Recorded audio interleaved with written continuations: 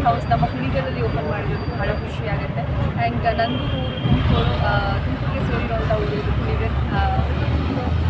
ರುಚಿ ತುಂಬ ಚೆನ್ನಾಗಿತ್ತು. ಬಂದು ಟೇಸ್ಟ್ ಮಾಡಿದೆ ಆ್ಯಂಡ್ ಎಲ್ಲ ಥರ ಫುಡ್ಸು ನನ್ನ ಮುಂದೆ ಇಟ್ಟಿದ್ದು, biryani, kebab and all kind of gravies. ಬಹಳ ಅಥೆಂಟಿಕ್ ಆಗಿ ತುಂಬ ರುಚಿಯಾಗಿತ್ತು and I just loved it. And ಎಲ್ರಿಗೂ ಹೇಳೋದಿಷ್ಟೇ, ನಾಟಿ ಸ್ಟೈಲ್ ನಾನ್ ವೆಜ್ ಊಟ ಮಾಡಬೇಕು ಅಂತಂದಾಗ ಡೆಫಿನೆಟ್ಲಿ ಟು ವಿಸಿಟ್ ಚಿಕ್ಕಪೇಟೆ ದೊಣ್ಣೆ ಬಿರಿಯಾನಿ ಹೌಸ್. ತುಂಬ ಖುಷಿಯಾಗುತ್ತೆ. ಬೆಂಗಳೂರಿಂದ ಬಂದಿದ್ದೀನಿ ಬಿರಿಯಾನಿ ಅಂಗಡಿ ಓಪನಿಂಗಿಗೆ. ಬಿರಿಯಾನಿ ಕೂಡ ಟೇಸ್ಟ್ ಮಾಡಿದ್ದೀನಿ.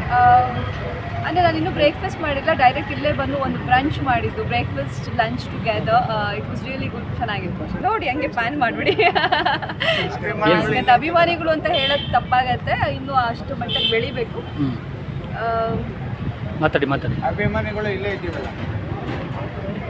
ಅವರ ಎಲ್ಲ ಅಭಿಮಾನಿಗಳು ನಾವು ಅವ್ರನ್ನ ತುಂಬ ಹೃದಯದಿಂದ ಸ್ವಾಗತಿಸ್ತೀವಿ ನಮ್ಮ ಕುಣಿಗಲ್ ಟೌನ್ಗೆ. ಎಸ್, ನನ್ನ ಪ್ರೀತಿಸೋ ಜನ ಅಂತ ಹೇಳ್ಬೋದು. ಆ್ಯಂಡ್ ಎಲ್ಲೋದಾಗಲೂ ಕರ್ನಾಟಕದಲ್ಲಿ ಯಾವುದೇ ಒಂದು ಮೂಲೆಗಳು ಇಷ್ಟಪಟ್ಟು ಬಂದು ಮಾತಾಡಿಸ್ತಾರೆ, ಬಂದು ಫೋಟೋಸ್ ತೊಗೋತಾರೆ, ಖುಷಿ ಆಗುತ್ತೆ. ಆ್ಯಂಡ್ ಅದನ್ನ ಹಾಗೆ ಉಳಿಸ್ಕೊಂಡು ಹೋಗ್ತೀನಿ, ಒಳ್ಳೊಳ್ಳೆ ಪ್ರಾಜೆಕ್ಟ್ಸ್ನ ಮಾಡ್ತೀನಿ. ಇದು ಬರೀ ಇಷ್ಟಕ್ಕೆ ಮಾತ್ರ ಅಲ್ಲದೆ ನನ್ನ ಸಿನಿಮಾಗಳನ್ನ ನೋಡಲಿ ಅಂತ ನಾನು ಕೇಳೋಕ್ಕೆ ಇಷ್ಟಪಡ್ತೀನಿ. Thank you madam. ಥ್ಯಾಂಕ್ಸ್.